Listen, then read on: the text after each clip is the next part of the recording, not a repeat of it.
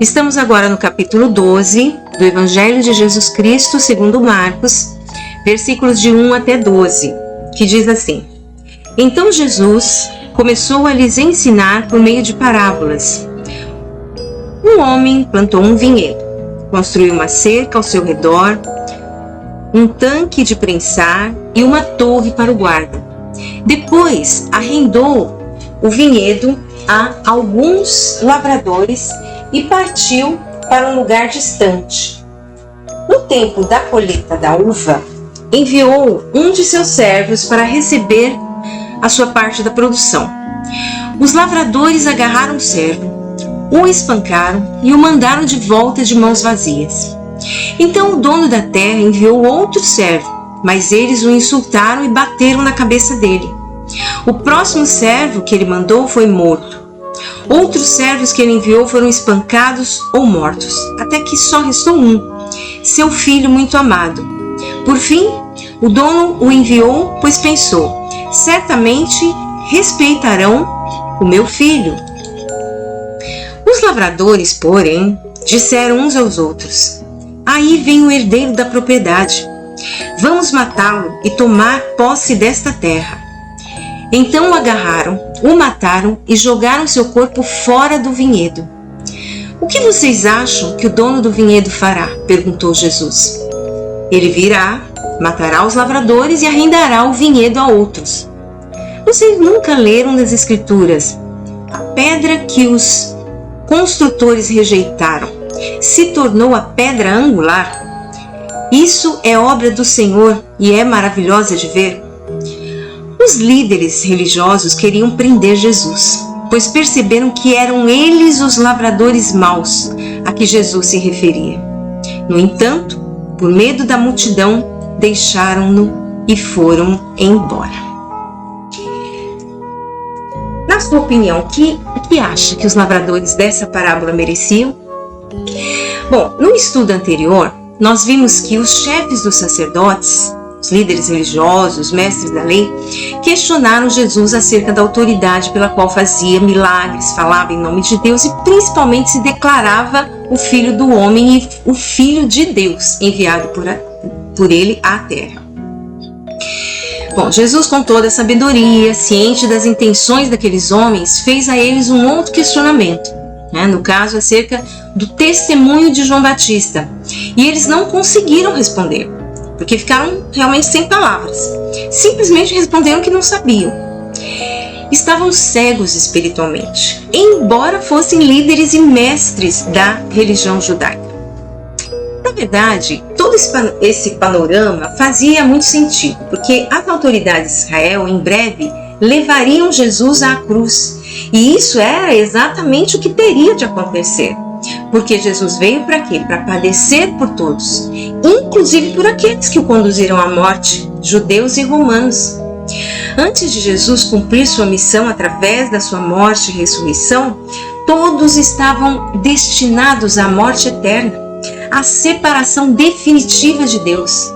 No entanto, naquele tempo, o sumo pastor já estava ali entre eles e em breve iria dar a sua vida por suas ovelhas. Bem, mas o ministério de Jesus ainda tinha alguns dias antes da sua condenação. E assim, ele continuava seus ensinos. Agora era a vez de Jerusalém, a capital que foi inaugurada lá há séculos atrás pelo rei Davi, que havia se corrompido tantas e tantas vezes, afastando-se da fé verdadeira no seu Deus. Jesus começou então a ensinar ali, assim como ele fez lá na Galileia, através de parábolas. Nesse texto, que estamos vendo hoje, ele conta uma história que traz um significado muito profundo sobre os acontecimentos que estavam por vir. A parábola dos lavradores maus. As parábolas que Jesus contava traziam sempre contextos assim bem familiares, com a cultura do povo daquela época. Então ele conta: um certo homem plantou um vinhedo, construiu toda a estrutura necessária para que esse vinhedo fosse cuidado da melhor forma. Colocou os equipamentos, a segurança, tudo novinho e muito bem arquitetado. Só que ele quis arrendar aquele vinhedo, confiando a alguns profissionais lavradores, né? Porque ele teria que viajar, né, para um lugar muito distante e precisaria então delegar a administração do vinhedo. Bom, de lá ele ia acompanhando o período de cultivo das uvas, tal. Então, um certo tempo ele percebeu que já estava na época da colheita. Desta forma, ele enviou seus servos para trazerem a parte que lhe cabia, né, conforme naturalmente o contrato que ele fez com aqueles trabalhadores, né, os arrendatários. Só que os lavradores não foram nada honestos. Aliás, eles foram bem cruéis. Eles simplesmente maltrataram os servos, mandaram eles embora sem levar absolutamente nada da vinha. E o dono da vinha, né, o arrendador, ele deu diversas oportunidades para os lavradores se arrependerem e cumprirem o contrato do arrendamento, né? E mandava outros servos. Porém, cada servo que era enviado recebia o mesmo tratamento, né? Os maus tratos, iam embora de mãos vazias e tinha alguns até que morriam no local. O dono do vinhedo foi ainda mais misericordioso e complacente, enviando o seu próprio filho. Ele pensou certamente, né? O filho do dono também é dono, então eles não vão poder descumprir o contrato agora. Mas o que aconteceu de fato? Quando os lavradores viram que o filho do dono estava vindo, eles tramaram ali um plano assim bem astuto. Disseram uns aos outros: esse aí é o herdeiro da propriedade. Então o que a gente vai fazer? Vamos matá-lo e tomar posse logo de vez dessa terra. E foi exatamente isso que fizeram. Agarraram o filho, o mataram e jogaram seu corpo para fora do vinhedo. Daí Jesus pergunta aos que estavam ouvindo seu ensino, inclusive os líderes religiosos e chefes dos sacerdotes: o que vocês acham que o dono do vinhedo vai fazer? Aí Jesus já fala, claro, ele irá até lá, decidido, né, a fazer justiça, matará aqueles lavradores desonestos e cruéis e arrendará o vinhedo a outros lavradores. E eu penso que diante de uma situação dessa, o dono do vinhedo, claro, né, agora ele vai fazer uma seleção assim bem acurada para os próximos arrendatários, depois de tudo que aconteceu, né, essa tragédia. Bem, para completar e fundamentar o ensino, Jesus citou uma passagem das Escrituras que supostamente os líderes deveriam conhecer. A passagem está no Salmo 118, versos 22 e 23, que diz assim: a pedra que os construtores rejeitaram se tornou a pedra angular. Isso é obra do Senhor e é maravilhosa de ver. Claro, essa pedra representa quem? Jesus, o filho, né, do dono, o filho do Pai Celestial. Estava claro que os lavradores maus citados na parábola representavam os líderes religiosos. Os servos representavam profetas que foram designados por Deus para exortarem o povo, né? E muitos deles foram maltratados e mortos. O último foi João Batista, né? E o filho representava o Filho de Deus, né? Jesus, e o dono da vinha, o Pai Celestial. Isso era o que representava a parábola. E no caso a passagem citada por Jesus, né, traz a figura da pedra como sendo a pedra angular também, que representava Jesus Cristo, né, que sustenta toda a edificação de Deus. As autoridades religiosas que ali estavam, elas estavam assim bem focadas apenas em encontrar um motivo e uma ocasião própria para prenderem Jesus, né? E aí eles entenderam bem aquela parte dos lavradores maus, né, que Jesus queria dizer justamente que eram eles. E aí não raciocinaram, não conferiram nas Escrituras, nada, apenas estavam ali naquela forte emoção negativa que tinham em seu coração, né? Que a inveja, o medo de perderem status e por aí vai, tudo obra da carne. Isso é compreensível até, né? O pecado da cobiça, da inveja, da corrupção, do amor ao mundo, no sentido do mundo corrompido pela raiz do pecado, já dominava aqueles homens e muitas outras classes, né, da sociedade. E a profecia que Jesus acabava de citar na referência do Salmo 118 estava prestes a se cumprir, né? A pedra, Jesus, estava ele próprio se entregando para morrer, dizendo exatamente coisas que deixavam as autoridades religiosas mais e mais convictas da sua condenação, né? Porém, a ocasião, né, disso acontecer ainda estava por vir. A cegueira espiritual é a pior coisa que pode acontecer na vida de alguém, porque ela impede de ver o óbvio, de enxergar o óbvio, a revelação do amor de Deus. Deus se revela na sua criação, né, como está lá no Salmo 19, os céus declaram a glória de Deus e o firmamento anuncia a obra das suas mãos. Observar a natureza com leveza de coração nos mostra a grandeza, a sabedoria, as misericórdias de Deus.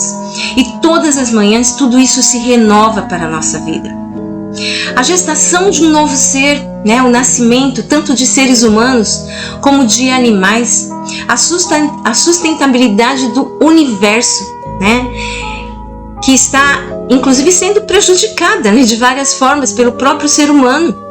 Né, um desequilíbrio aí, né, mas Deus ainda tem mantido esse universo funcionando, apesar da má administração por parte do ser humano. Quem se fecha espiritualmente não consegue enxergar o óbvio. As muitas gerações do povo de Israel receberam revelação da manifestação de Deus desde a antiguidade por meio dos profetas, né, que foram levantados em diversos tempos. Desde Moisés, né? E finalmente Deus se revela na pessoa do seu Filho, Jesus Cristo, que veio, né, operando sinais e maravilhas, fazendo coisas assim que nunca, né, eles tinham visto ou ouvido alguém fazer, ensinando sobre o Evangelho, sobre o reino dos céus. Porém, ele foi rejeitado pelos próprios líderes religiosos, porque eles ainda estavam cegos espiritualmente, eles só tinham a letra mesmo. Mas voltando à parábola, né, a gente viu que ela teve um fim trágico para os arrendatários maus, né, os lavradores maus.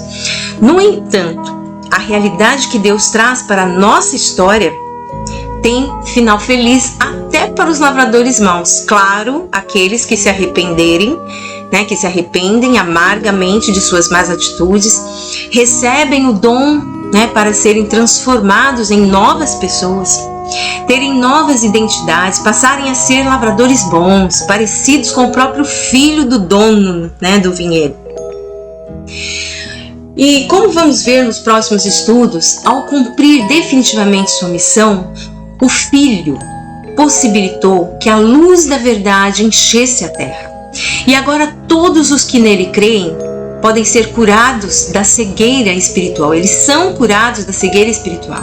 Passam a ter a cosmovisão a partir dos céus, a partir do Criador e da criação. Recebem o dom do Espírito Santo, que vem na mente, faz aquela limpeza total, sabe?